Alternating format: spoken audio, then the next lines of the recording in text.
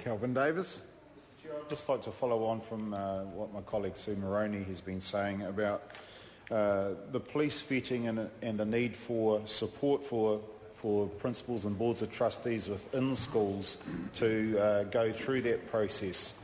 It's actually quite a simple process, really, when you think about it, but unfortunately in schools, many school leaders were trained purely as teachers. They used to get very little training in the art and the skills of being a principal, let alone training in the sort of legal stuff that principals now have to do.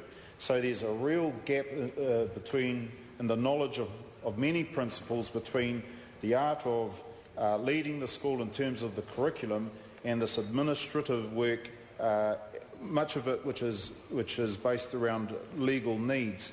And the process of a police vet is actually quite simple. It's a matter of filling in a form and posting it off. But that, along with all the other requirements that principals have when they employ staff, it builds up on principals, and often they don't really do the administrative tasks in the timely manner that they should. Now, I support the fact that the time lag, or the time frame has been shortened from 8 weeks to 4 weeks in terms of applying for a police vet. I actually think it could be done even faster still.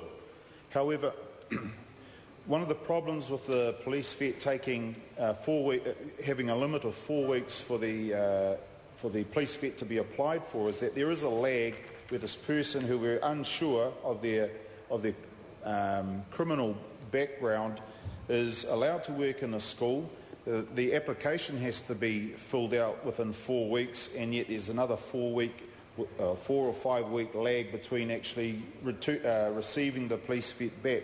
So in a school, that could mean that a teacher has been working in the school for close to a term or a quarter of a school year without actually knowing the status of their criminal history. And there is, well, hopefully they wouldn't have a criminal history, but so there is that danger there.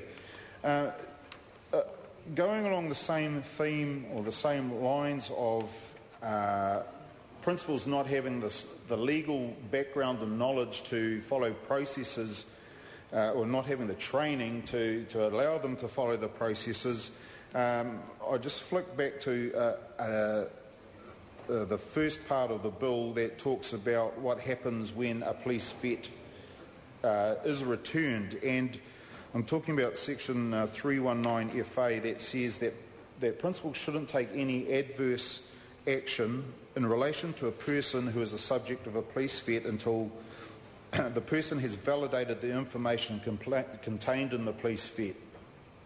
And this is really important, but quite often, because of our lack of legal knowledge as principals, quite often principals... Point of order, Honourable Anton.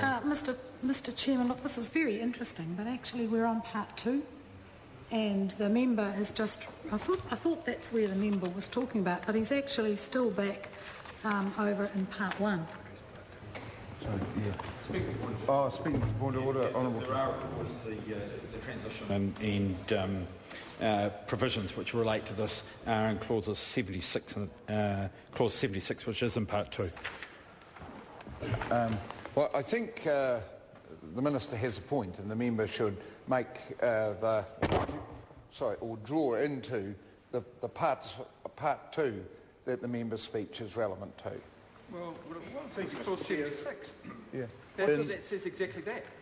I know, and I've just... from. Have a look.